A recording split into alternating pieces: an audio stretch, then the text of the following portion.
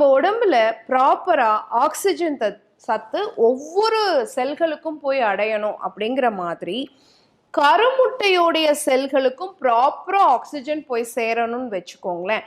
அப்போ நமக்கு தேவையான ஒரு சத்தாக சொல்லப்படக்கூடியது இரும்பு சத்து. அப்போ நம்ம உடம்புல நம்ம என்ன சாப்பிட்டோமோ அந்த சாப்பாட்டில் இருக்கக்கூடிய முழுமையான சத்துக்கள் ஒவ்வொரு செல்களுக்கும் போய் அடையிறதுக்கு முக்கியமான தேவை, அந்த சக்தி முழுமையாக கிடைக்கிறதுக்கு முக்கியமான ஒரு தேவை ஆக்சிஜன் சத்து. அது கருமுட்டை செல்களுக்கும் ரொம்ப ரொம்ப முக்கியம்.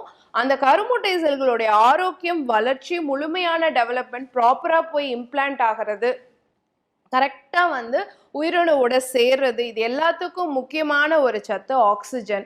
அந்த ஆக்சிஜன் நம்ம ரத்தத்தில் முழுமையாக சேர்றதுக்கு இரும்பு சத்து குறைபாடு இல்லாமல் இருக்கணும். அப்போது இரும்பு சத்து குறைபாடும் குழந்தையின்மைக்கு முக்கியமான ஒரு காரணம் அப்படிங்கிறத தெரிஞ்சுக்கணும். அப்போ ராகி மாவு அடிக்கடி சேர்த்துக்கிறது, முருங்கை கீரை அடிக்கடி சேர்த்துக்கிறது, நிறைய அத்திப்பழம் சேர்த்துக்கிறது, அத்தி விதை இந்த மாதிரி சேர்த்துக்கிறது. உங்களுடைய உணவில் வந்து அன்றாடம் பேரிச்சம்பழம் ஒரு 2 அந்த மாதிரி சேர்த்துக்கலாம். கீரைகள் அடிக்கடி சேர்த்துக்கலாம். நிறைய வந்து பச்சை பட்டாணி சேர்த்துக்கலாம். இதெல்லாம் உங்களுடைய ஹார்மோன் பிரச்சனையை டிஸ்டர்ப் பண்ணாமல் ஹீமோக்ளோபினை ரைஸ் பண்ணி அயன் கண்டென்ட்டை இன்க்ரீஸ் பண்ணி ப்ராப்பராக உங்களுக்கு கருமுட்டை வளர்ச்சிக்கு சப்போர்ட் பண்ணக்கூடியதாக இருக்கும்.